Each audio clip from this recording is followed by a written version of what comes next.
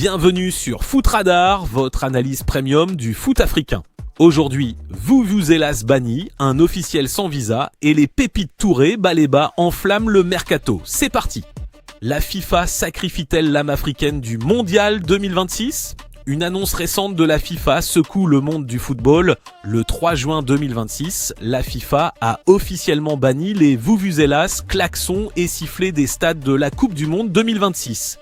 Ces objets seront confisqués à l'entrée conformément au nouveau code de conduite des stades. Cette décision marque un tournant car ces instruments, notamment le Vuvuzela, sont emblématiques de l'ambiance des Coupes du Monde, rappelant l'effervescence de l'édition 2010 en Afrique du Sud.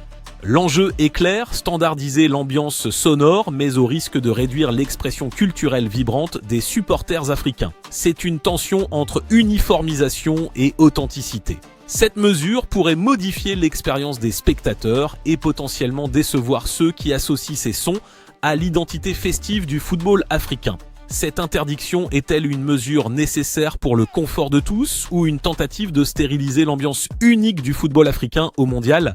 Le mondial 2026, porte ouverte, mais parfois fermée pour l'Afrique. Un incident administratif soulève des questions. Alors que tous les arbitres africains sélectionnés pour la Coupe du Monde 2026 ont obtenu leur visa, un seul officiel africain n'a pas encore reçu le sien, selon Africa Top Sports, le 3 juin 2026. Son identité n'est pas précisée. La préparation logistique pour un événement mondial est complexe, mais la fluidité des déplacements des acteurs est cruciale pour une représentation équitable. Cette situation met en lumière les défis administratifs persistants pour certains acteurs du football africain, même pour un événement de cette envergure. L'enjeu est la garantie d'une participation complète et sans entrave. Une résolution rapide de ce problème est essentielle pour éviter de ternir l'image de l'organisation et assurer la représentation africaine complète. Comment s'assurer que les obstacles bureaucratiques ne freinent pas la participation équitable de tous les officiels africains au Mondial 2026 ? Le Maroc peut-il se permettre de sous-estimer ses adversaires au Mondial 2026 ? Un résultat en amical envoie un signal clair.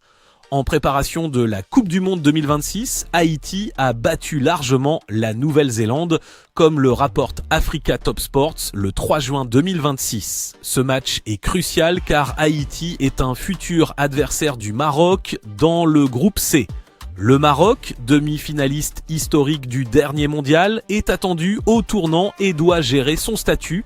Cette victoire d'Haïti constitue un avertissement pour les Lions de l'Atlas. L'enjeu est de ne pas tomber dans l'excès de confiance et de préparer minutieusement chaque rencontre, quelle que soit la réputation de l'adversaire. Le staff marocain doit analyser en profondeur cette dynamique haïtienne pour éviter toute surprise et adapter sa stratégie pour le groupe C. Cette performance d'Haïti doit-elle inciter le Maroc à revoir son approche tactique et sa préparation psychologique pour le Mondial 2026 ?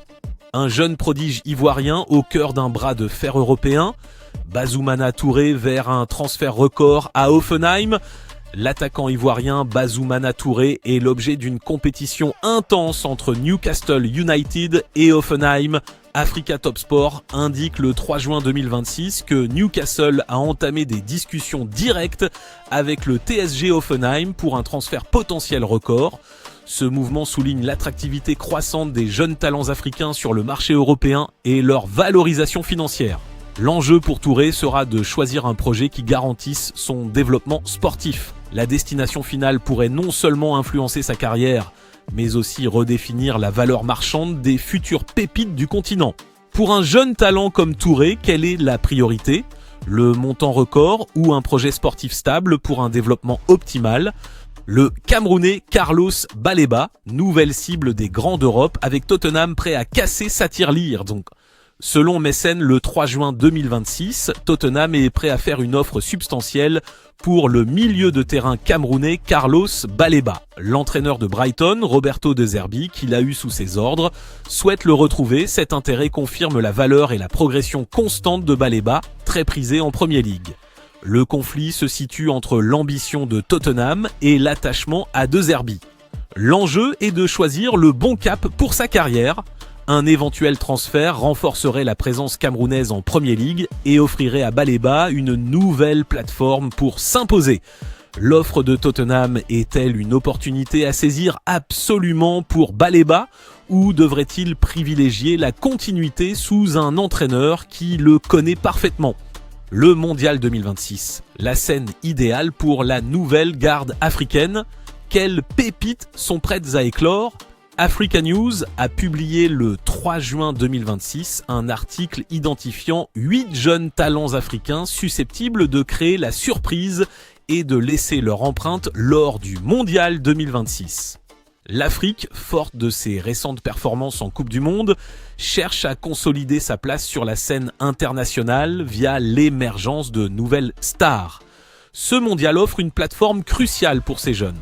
L'enjeu est double, prouver leur valeur individuelle et collectivement et potentiellement attirer l'attention des grands clubs européens. Leur émergence pourrait non seulement valoriser les championnats formateurs du continent, mais aussi changer le narratif sur le potentiel du football africain à l'échelle mondiale.